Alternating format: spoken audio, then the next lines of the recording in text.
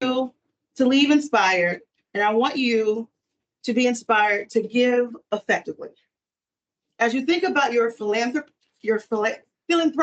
there's that word again, philanthropic endeavors, I want you to consider how you can balance your treasure, your time, your talent, and your ties.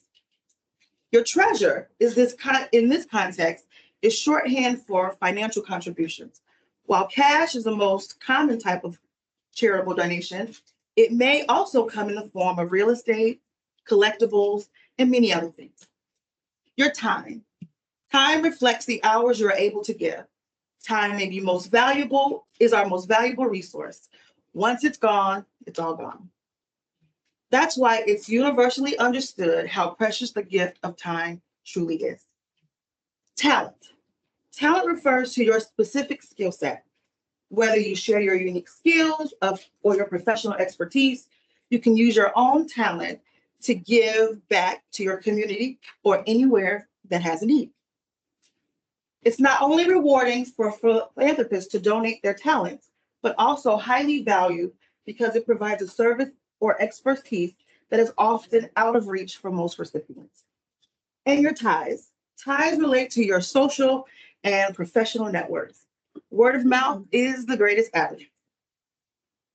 At different periods in your life, it will be up to you to determine how you balance and deploy these 4 T's. There may be intervals where you don't have much time, but are happy to make significant financial contributions.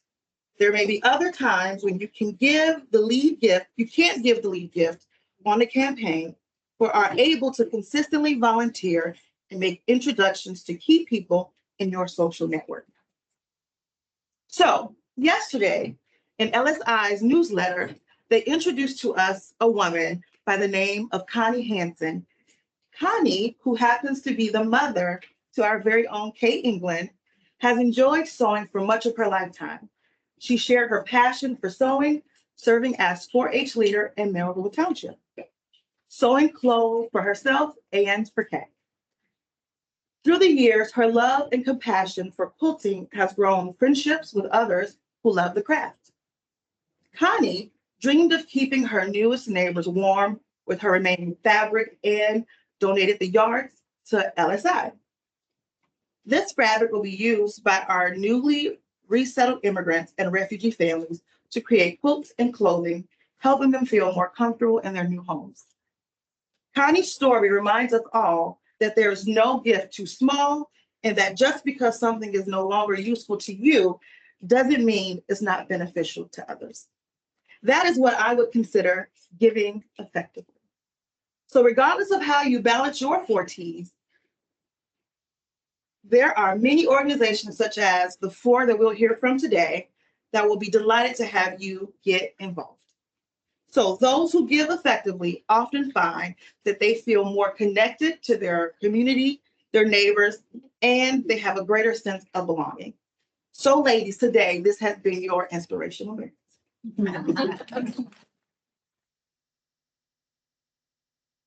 As we talk about this effective giving, there are 4 cards on your table with some pens, and we're going to do a little quick activity along with your table mates. I'd like you to take a moment to write down what effective giving looks like for you in your life. What does that look like? Your time, your talents, your treasure, your ties. And I'm going to give you about 4 minutes to do that. And as you do that, I would like you to share out with your table some of the things that you may have written down. So, and then you can continue eating too. And I'll be back.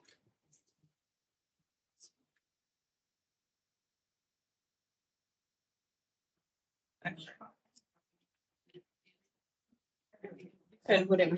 Oh, yeah. Ourselves or our organization. Yeah.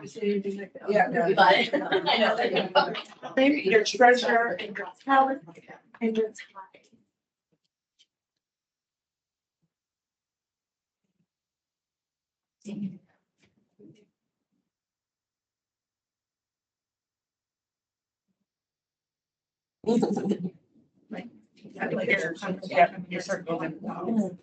I know.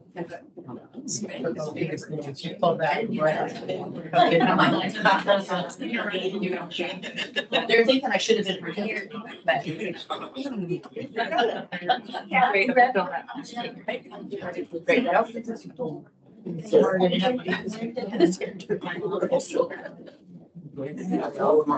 Yeah. I thought that was a great story. Right, people would play that role, that, Oh, God, yeah. Every time somebody passes away in their community, she sends a memorial to LSI, no matter what the family says, because she knows that they're in service. It's right. Fascinating. Not alone, and that's exactly the patient. I think it was very important. I have I was trying to eat on my back. Yeah. Just so beautiful. I would still. Oh, yeah. Yeah, I did not get that. Like, strange thing. No, I can appreciate it. I mean, I told myself. Yeah. Yeah.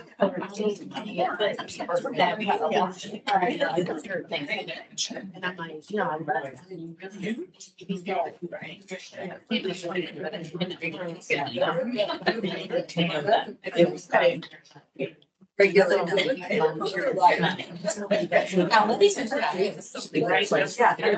Yeah, I just didn't want to take my students every. So she. Well, I've had a lot of. I was before 7. Oh, you feel better. She said. I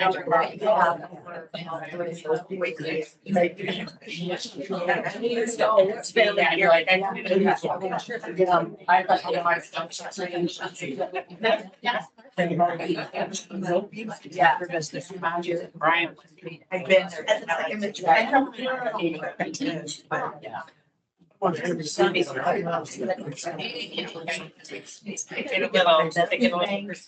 And we volunteer.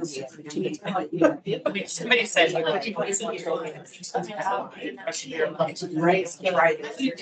Every day.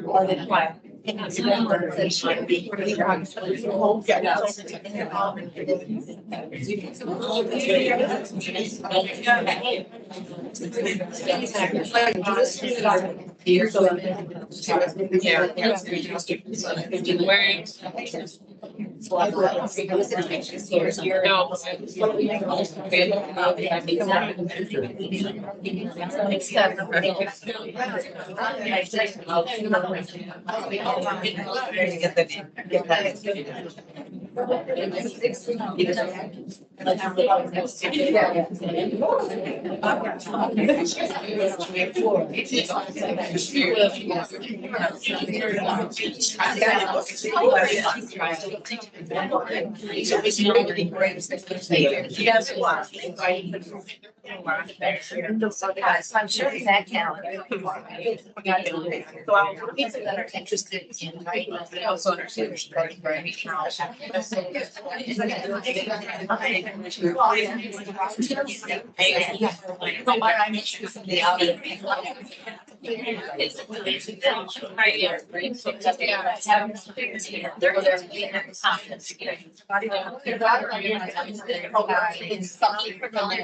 Yeah, I'll be. I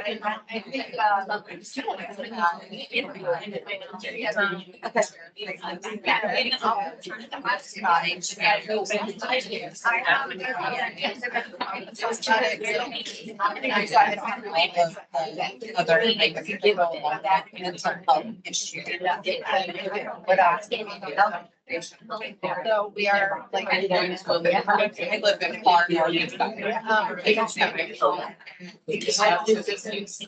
Well, I hope everybody has written something down.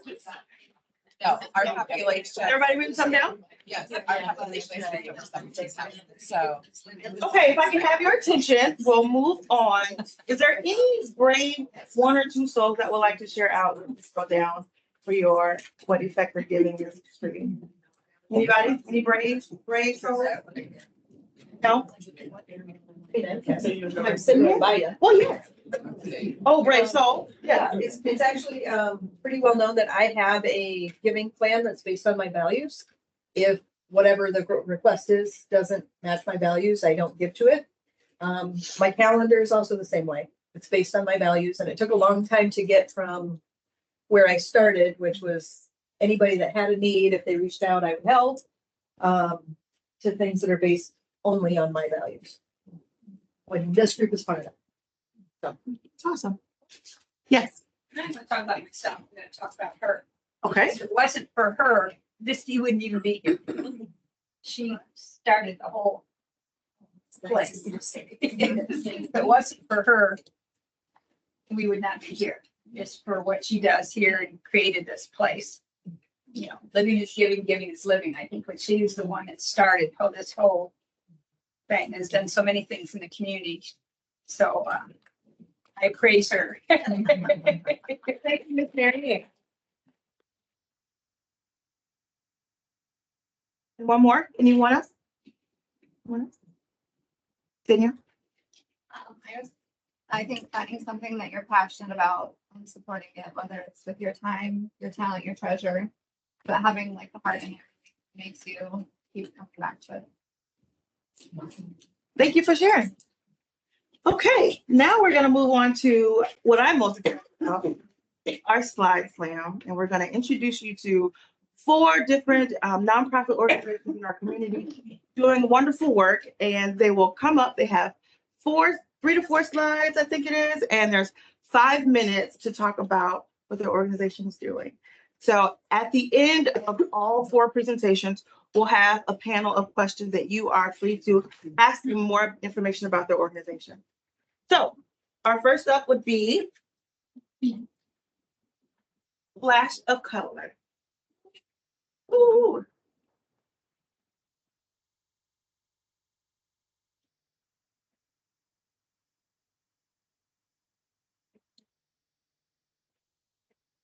I got that one either. And Miss Kathy did a wonderful thing by sticking her toe. I did it.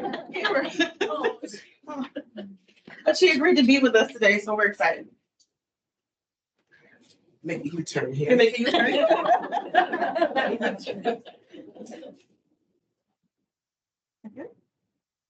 This is new to me. Yeah, I broke my toe about 2 weeks ago. And I have 5 pins in my toe, so. Gracious. But I'm here. I'm so glad to be here. Thank you, Sharita, for inviting me and giving me this opportunity. Always great to talk about Splash of Color. So, Splash of Color. Splash of Color was founded in 2009. It was founded by a request from my daughter, Shanquisha, when she was going through her breast cancer treatment. She came home one day from a support group and she was crying. She was like, Mom, she said, every time I go to a support group, there's no one there that looks like me. And, you know, I felt bad for her. And she said, when I get better, I'm going to start a breast cancer support group for women of color. And I said, well, that's a wonderful idea. And so that's how it happened. Passion by herself, my daughter, another daughter, and a couple volunteers, we started this group.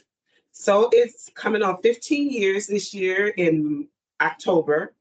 And our goal is to achieve the maximum positive effort for our community by addressing breast cancer on multiple fronts.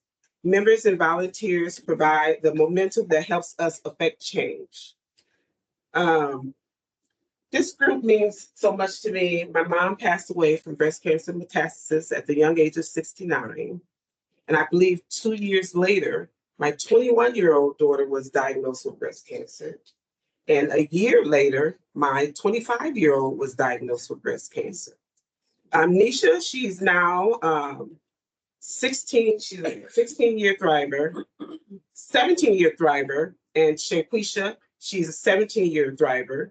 And I was diagnosed with breast cancer on August 1st of 2022. So I am a 15-month thriver. We have a board. Our board consists of 5 members, and we also have a host of volunteers. We collaborate with different agencies and organizations, sororities and fraternities in our community. Our mission is to educate and to provide programs and services for women of color newly diagnosed with breast cancer, and also to the women that are living with breast cancer.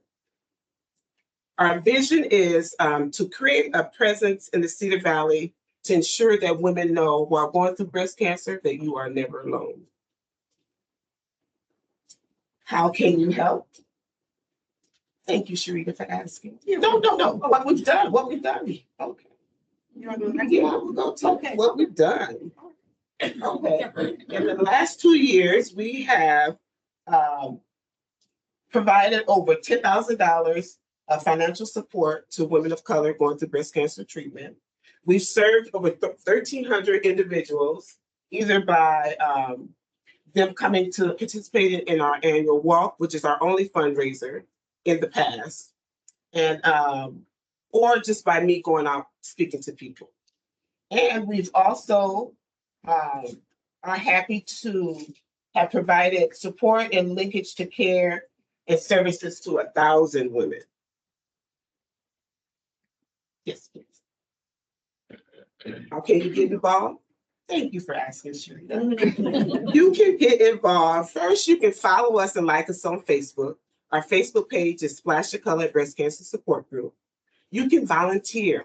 Volunteers are essential to our program, and that's how we get things done. That's how we get in the community, and that's how we have a successful fundraiser. We only have one annual fundraiser, which is our walk. We have a 3K walk every year in October. It's the second Saturday in the year. This year's walk is Saturday, October 12th. It runs from 9 until noon. And our theme this year is 100 women walking.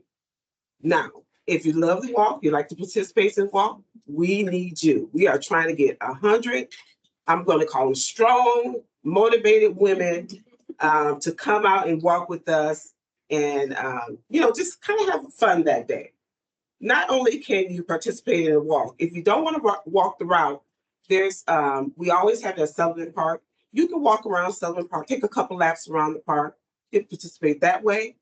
Also, you can participate, we have duties. Volunteers come in and say, well, what can we do? We can assign something for you to do. You can volunteer throughout the year. This year, we're planning a luncheon in August. We are also planning various different things with these other organizations that I'm speaking of. And donate. What time, talent, treasure? Yes. Donate. You can donate. How? Again, thank you for asking. You can donate by scanning our Cash App QR code. You can donate via Zelle. Our bank is Green State Bank, Splash the Color Breast Cancer Support Group. You can also mail your checks to 541 Sherman Avenue. And all this information there's a card on your table with the information on how to contact us. You can contact me. Again, my name is Kathy Keaton. My number is 319-504-2703. Our Facebook page is Splash the Color Breast Cancer Support Group. Our web page is splashthecolor.bcsg.com. And my email is splashthecolor3_Waterloo@yahoo.com. And thank you for listening.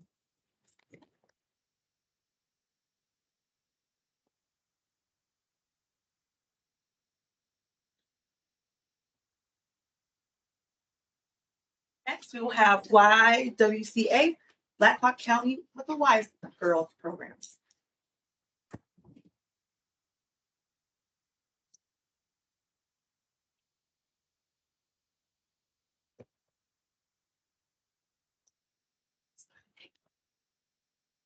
You're welcome.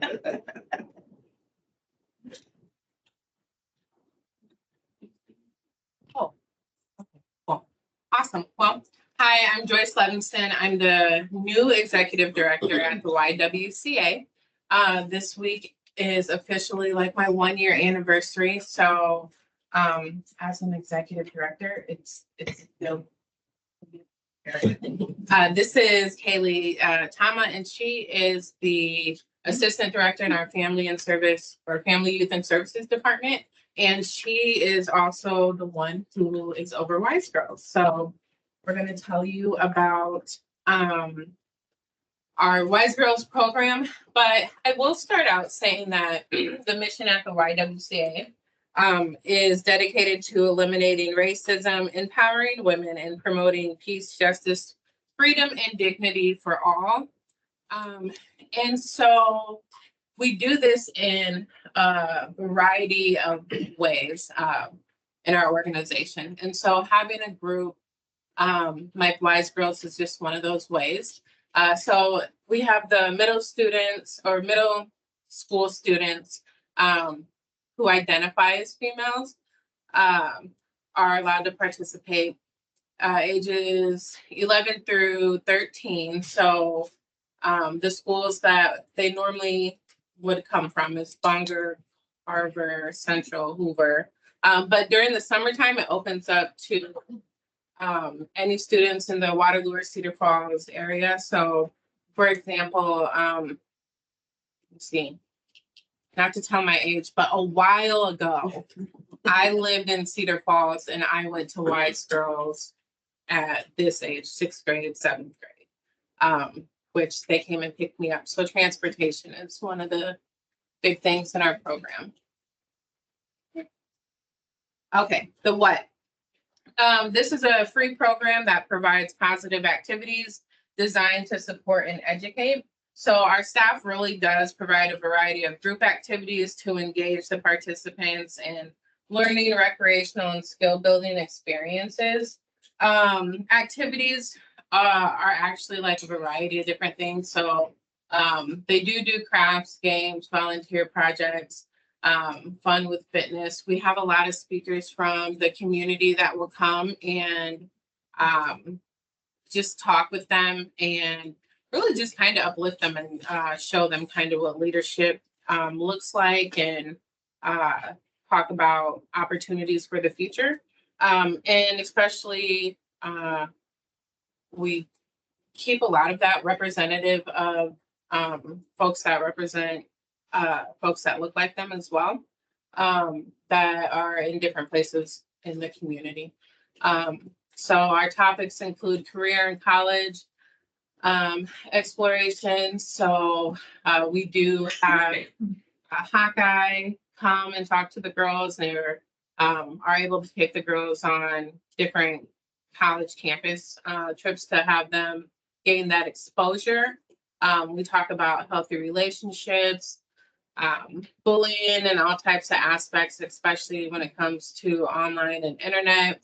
And then, of course, any type of behaviors that are common at their age and how to make safe and good choices for themselves. During the school year, we have transportation, and they do have a snack that we provide as well. During the summer, they have transportation, lunch, and snacks that we provide. So transportation, I think, is a big part of it. It's nice when all the girls ride together and have that experience, just even in the bus together, and then come into a space where it's their safe space to be together as well. And a lot of our participants wouldn't even have access to the program without our transportation, just because parents work, parents are busy, parents might not have a mode of transportation, so.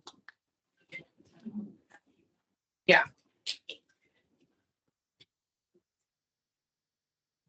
Our when and how. So during the school year, we have groups on Tuesday and Thursday, and it's after school, so the bus will pick them up at school.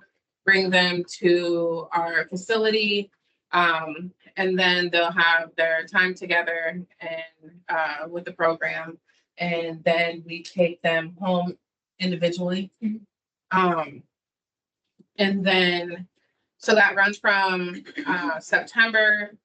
Sometimes it doesn't start until October.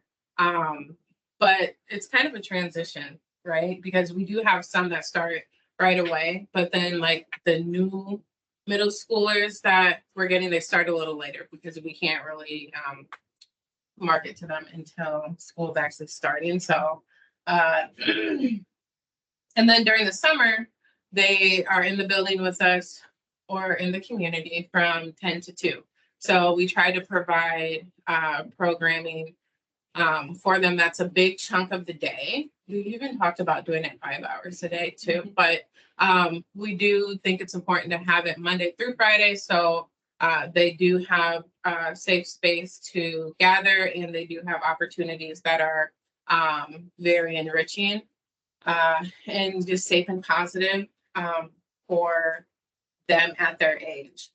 And I think that's important because some of our own community studies have shown when they actually took the time to gather data on youth voice and, for example, the John Deere Community Needs Assessment. They did these little cohorts of groups where they assessed youth voice in our community, in our area where we're at, which we are in a historically redlined area in Waterloo.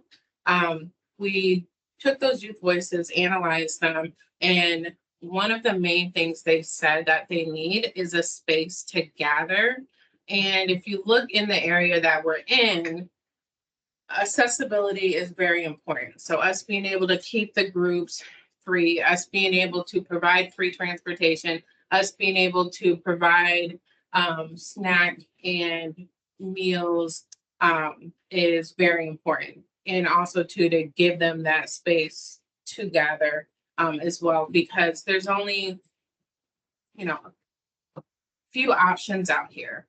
Another thing about Wise Girls is we look at it too as a preventative program in our community, which we need to have more of versus intervention programs, because they may not need to get to, or, you wouldn't even need to get to an intervention type program if we had more preventative programs for our youth, my opinion, period. That's just it. But how you can help us. So grant funding, that's a part of the way to help. It allows us to keep, like we said, our program accessible. But other ways to help too would be reach out with your talent. So things that I think sometimes we don't think about is we know certain individuals, rather it's an accountant, we know employment lawyers, we know folks who like to analyze data or collect data or do research, like Dr. Angie Winder. We know she loves quantitative studies, but things like that are also talents and individuals actually have. And that's it. Oh, yes, I spoke about that. So, yep, 5 minutes.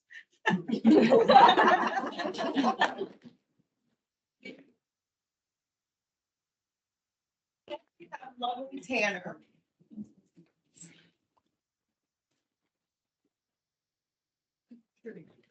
How many kids are in?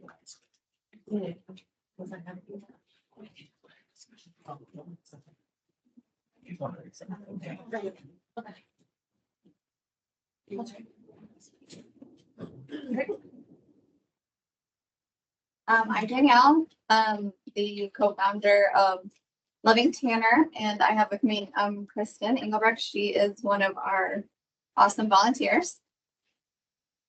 So I'm going to start with a brief,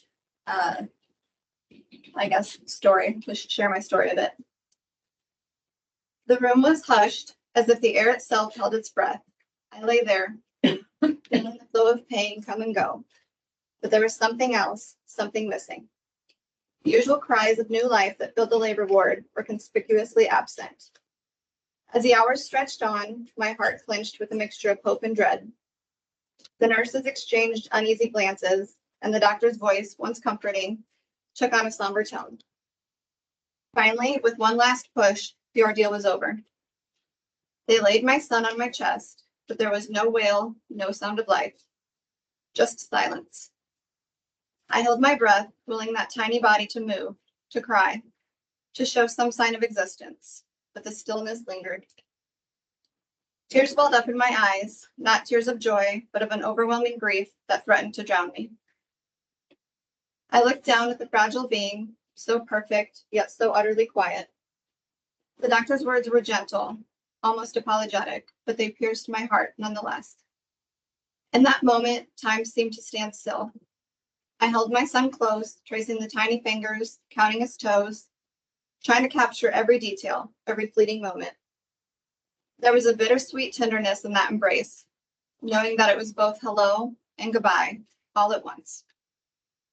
Leaving the hospital without the cries of a newborn echoing in my ears was surreal. The world outside rushed on, oblivious to the shattered pieces of my heart. Each day became a struggle to reconcile the emptiness with the love that still overflowed within me. Months passed, but the ache remained. Yet in the silence, I found a quiet strength. I whispered stories to the stars, shared secrets with the wind, and held on to the memory of a child whose voice I never heard, but whose presence I will always feel. Almost 8 years later, I can tell you that his presence is still with me. And it's his presence that leads our mission at Loving Tanner. Because I felt the pain and grief of delivering a silent and still baby, I hold a place in my heart for all other moms who've had to say goodbye to their children. I want to share with you all a brief look at some of the resources we offer to families who are experiencing pregnancy and infant loss at our nonprofit Loving Tanner. Oh, you can go back. So the first, one of the first things that I'm going to go over are the care boxes that we provide to lost families. So we have our Love and Loss care boxes, and these are for women who experience later term loss and stillborn. They're made to provide a bit of comfort and love for those going through a recent pregnancy and infant loss. They include some special books for mom and dad, a journal, a candle, a teddy bear, a mini blanket, and a quilt. I just quickly want to share. So we include a heartbeat teddy bear. And the reason behind that, this is Tanner's heartbeat that we recorded before he passed. So this is one of my most treasured items that we have of him. So we thought it would be a great idea to include those in our boxes for other moms to have the joy of coming back to. We also have our forget-me-not boxes, and these are for early term miscarriages. These go out to emergency rooms and clinics. They include a teddy bear, some forget-me-not seeds, a quilt, and a sticker. Just a wonderful way to acknowledge that no loss is too small. We also have our sibling sets, and so these are for siblings, brothers and sisters who their parents lose a baby. It includes a teddy bear and a book, and then a coloring book and a little fidget thing inside. Just a lot of times when mom and dad are struggling with a loss, it's nice to give little brother and sister something to have to remember that they had a baby too. One of the last things that I'll go over is the memory making kit. We provide these to hospitals. It includes an ink pad for hand and footprints, as well as air dry clay, so they can press the foot and the hand into it, and then the family can have a hand and foot, or one of each, to remember their baby by.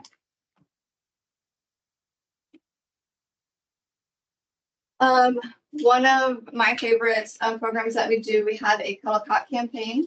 A Cuddle Cot is a cooled bassinet that A lot of hospitals have for babies that are stillborn or babies that pass in infancy. It's a cool bassinet that allows family more time to spend with their baby. It slows down the natural changes that occur after a baby passes. Parents are able to keep the baby in the hospital room. The way that the device is set up, they can also keep the cooling pad, and they're able to hold the baby while baby is being cooled. Sometimes this allows families to spend up to 2 or 3 days with their baby after they pass before having to say goodbye. One of our program, we like to partner with lost families, and it gives them the opportunity to give back to the lost community, and they're able to donate the Colacott in memory of their baby. So it provides a legacy of their child that will go on to help future lost parents.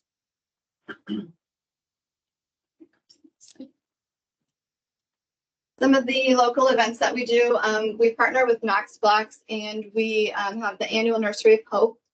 That is at Hickory Hills Park in LaPorte City. The idea behind this is families are able to plant a tree at the park in memory of their baby. It's a free event. We invite families who have lost a child up to the age of, this year we're going to expand it up to the age of 3. Families just come, they have their holes dug, they pick a tree and they plant it, and then they're able to come back each year and visit the tree and see how much it's grown. And it just gives them a nice place to come back and remember their baby. We also partner with Mercy One for their annual Wave of Light. This is a special event on October 15th, which is Pregnancy and Infant Loss Awareness Day. We have luminaries and just some crafts for kids and for families. And we all go outside and light our candles at 7 p.m., which is the designated time. This year we hosted our first Bereaved Mother's Day social. We had 41 moms who came. They had lost, and anyone who had lost a baby up to an adult child. It was a very beautiful and somber event. We got to have some guest speakers. Abby Turpin was our MC for the event, and she shared her story of her own loss. And we also had Amber Smith, who they lost their son, River, a few years ago. He drowned. So she came on and shared her story of hope. It was a really beautiful, touching event for us.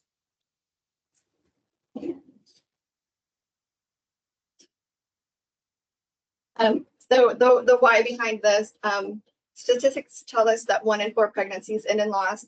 Chances are that many of you have experienced a loss either personally or you know someone close to you that's experienced a loss. In today's society, we are luckily gaining more awareness. We're realizing that there are things that we need to do different than what were done years ago. We are working on allowing families more time to spend with their babies, more choices as far as keeping baby, making memorial items for them, and also the care that is received during the loss. It's important that we are helping care providers to learn how to provide more compassionate care and allow families to, grieve their loss. We also want to make sure that we are creating a sense of community, so lost families aren't feeling isolated and alone, since so many women are experiencing this.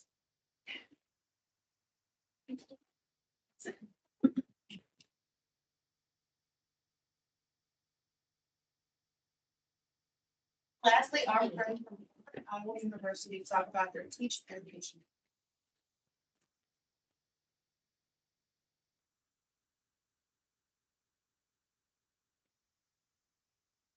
Those were hard ones to follow. Thank you all for sharing.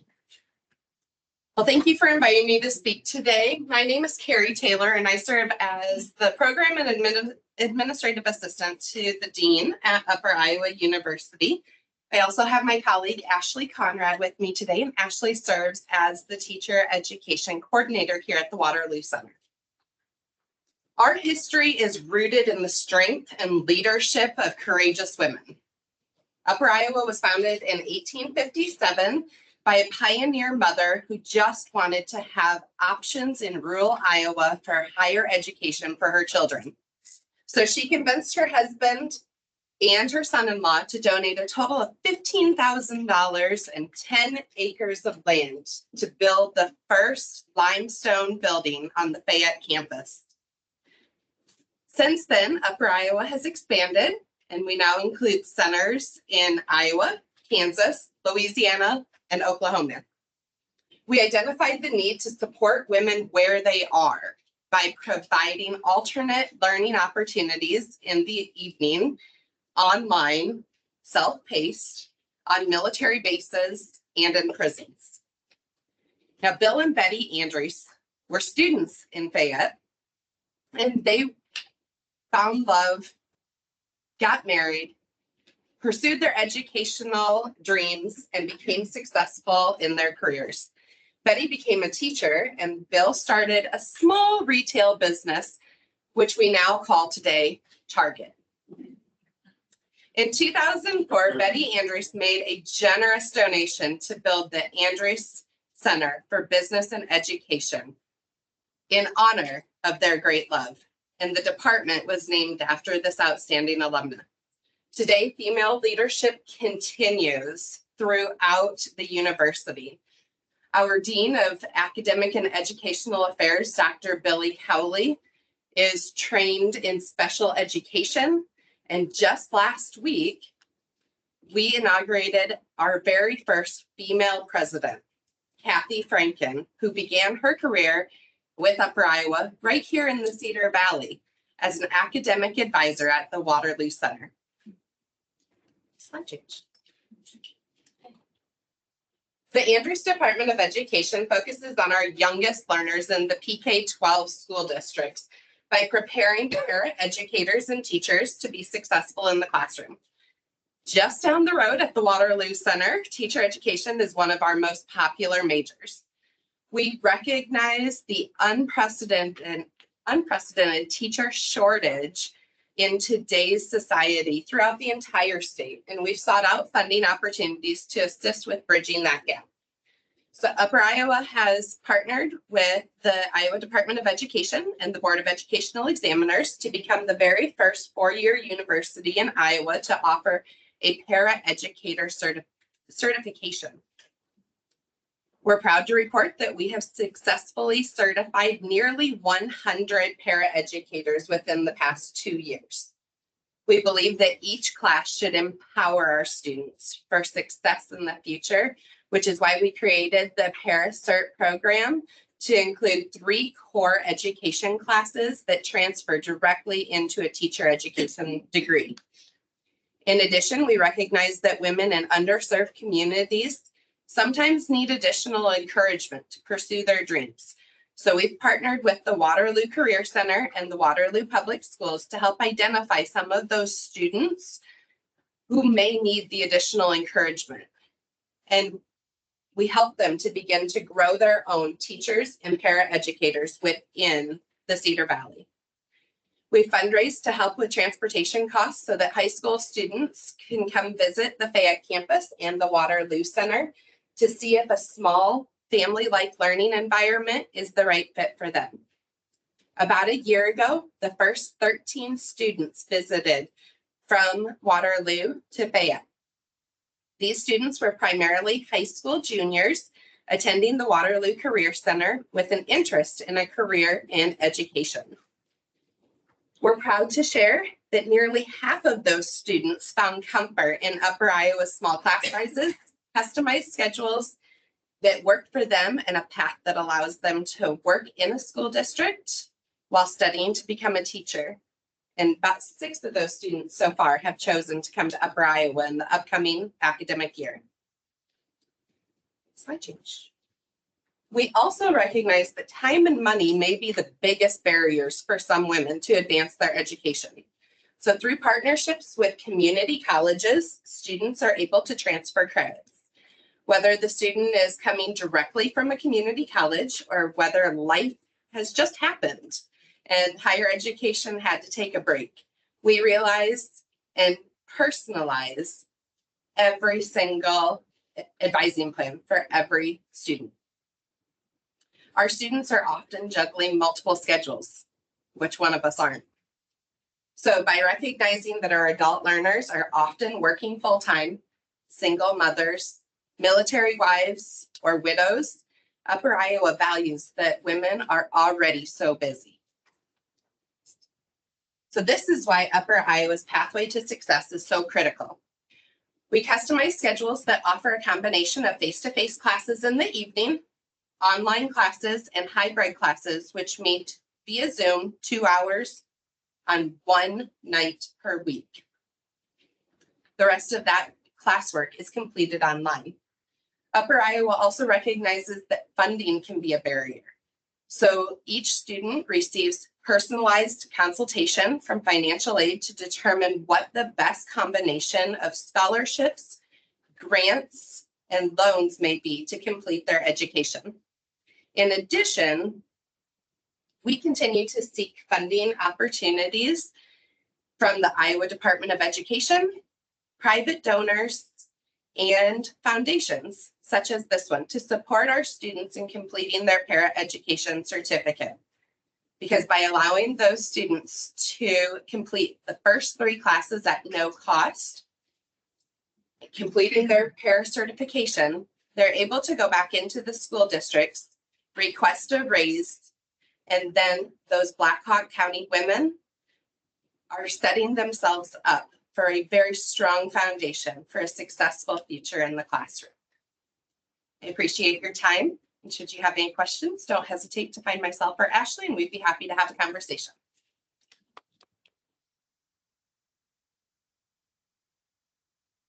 No, I'll ask the presenters to come up and then I will open the floor so that you can ask any question that you would like of them to give you more information about the organizations or program.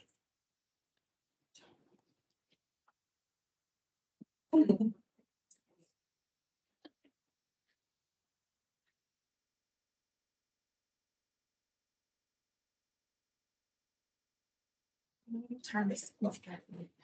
You turn.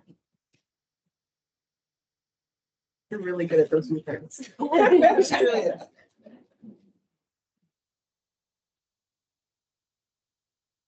All right, you can ask your question. There was one for Yeah, wise. how many girls are in the Wise Kids or Wise Girls? We have 13 in the summer and around 30 during the school year. I just wanted to ask, Auntie Kathy, what has surprised you most about over this 15 years? Surprised me most. I guess it would be when we started out, we were only able to support a patient or somebody going through breast cancer with only a $500 grant. And now we're up to $1,200 to $1,500. Yeah, by support from the community and fundraising.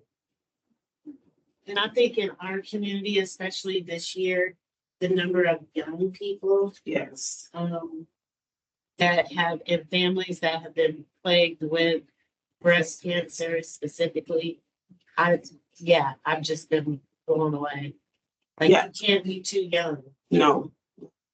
And Iowa is the second largest, Iowa rates number 2 in the nation with breast cancer.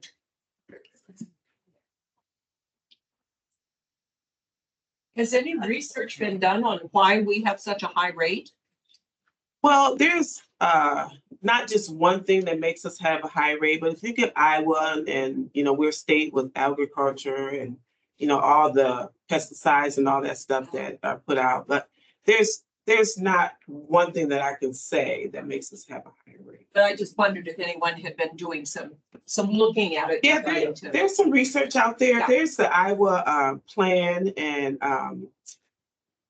I think you can go to the Iowa Cancer Consortium, look that up. There's a plan that gives you more detail about some of the research that has been done. Thank you. Yeah.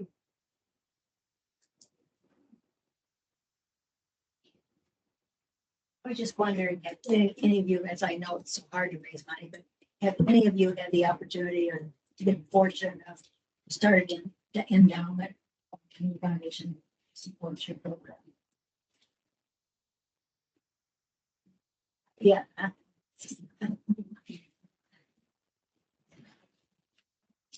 I think that's something I'd be interested in learning more about. I have more questions than answers with that, but And I think since you mentioned that, it's something that am willing to look into it as well.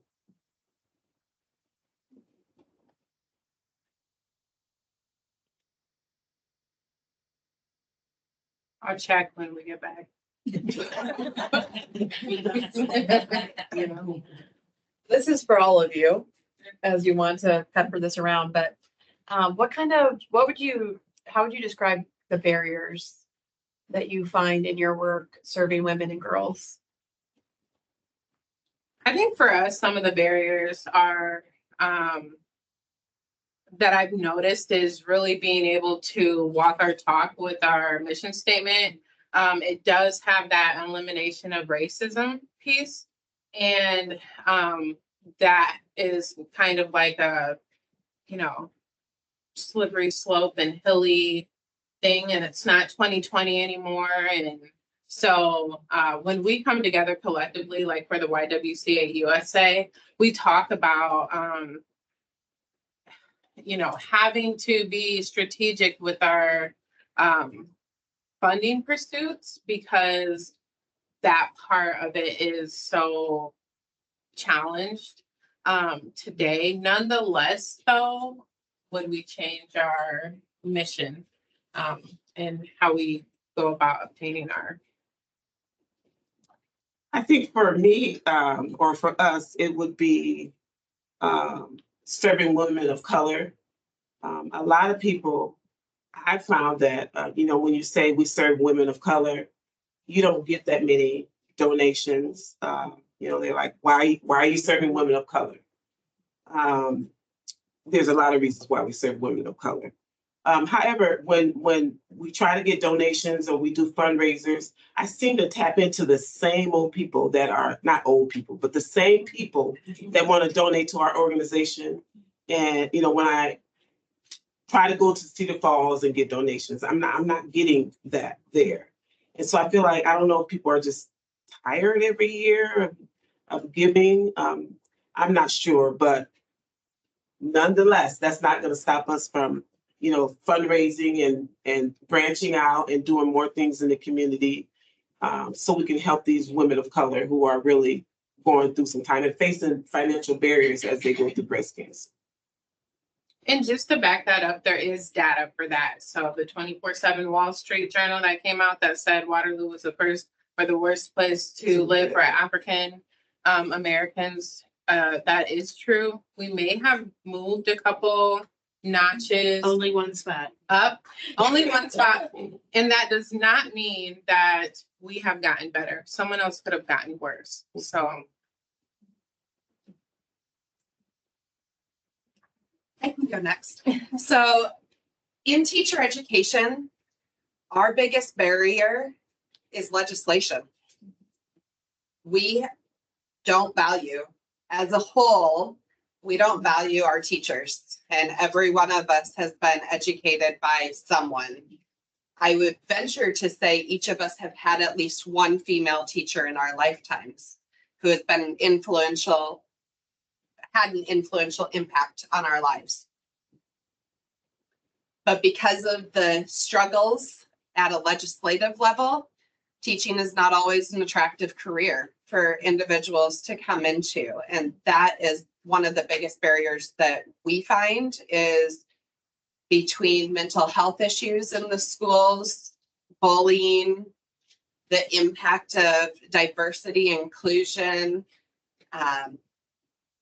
It's a very difficult career to convince individuals to go into right now. And they have to have a level of passion to be able to want to be a teacher in the future. I guess I would say for us, because pregnancy and infant loss is such a hard, heavy subject, making sure that we're providing a safe space for women to feel confident to share their story and to step up and say, I had a loss too. I think sometimes women have to feel like we're so strong, you know, like we have to keep going. We don't have time to grieve. We don't have time to slow down and, you know, acknowledge the loss that we had, no matter how far along you were. So I think just gathering and making sure that we are saying like, it's okay, you know, share your story. So then the next person will say, oh, now I feel brave because she shared her story. And I don't feel like my loss is any less than someone else's. And to kind of go along with legislation, it's getting better. Stillbirth research is one of those things that doesn't have a lot of funding for it. There are bills being passed to hopefully increase that. And the idea with that is to, you know, stop some of the preventable losses that we have, some of the stillbirths that are preventable. So, yeah. How do you reach the women? Like, do you partner with the hospitals and they tell them about you, or? Yes. So social media is a big thing. Otherwise, hospitals in the area, we have partnered with quite a few hospitals in Iowa. We provide both our care boxes and our literature to them to share with families. One of our newest initiatives is to create an Iowa Pregnancy and Infant Loss Coalition. So then as a whole, Iowa will have one resource. So if you're from here, like these are the resources for this area. So that's something that we're working on, because there's so many great organizations that are doing things, but it's just, how do you find them? And we don't have that specific group leading that way. So hopefully soon.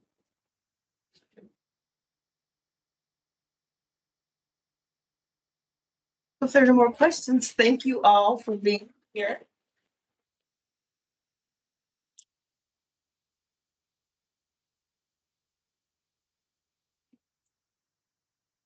So.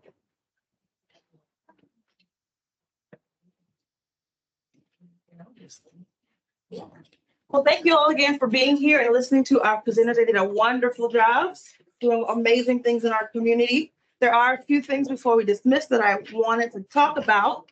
Our Women's Fund, our 2024 grant cycle has opened. That opened yesterday on May 15th, and it will close July 15th. I know many of you are involved in a variety of work and volunteering as well as board. So please encourage any eligible organization to apply. Grant deadline again is July 15th at 5 p.m.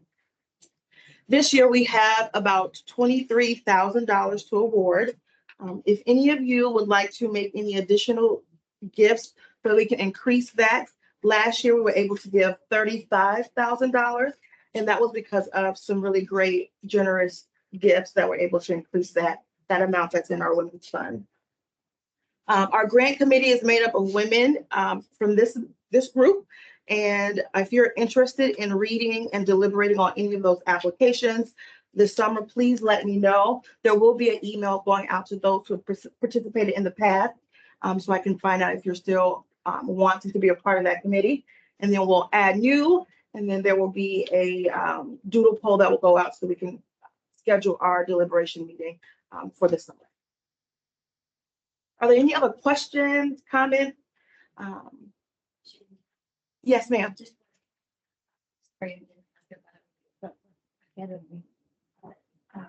I was just wondering, do each of you now have a 501c3 status? Or is that something you need to work on? We have one. We have one. Yes, we have one. I'll do. Yes, ma'am. Well, thank you so much and have a wonderful day. Thank you. Oh, I'm sorry. There's one thing I forgot. I'm so sorry. There is a survey that I've created, and I'm asking that you take just a few moments before you leave to fill out that survey. The survey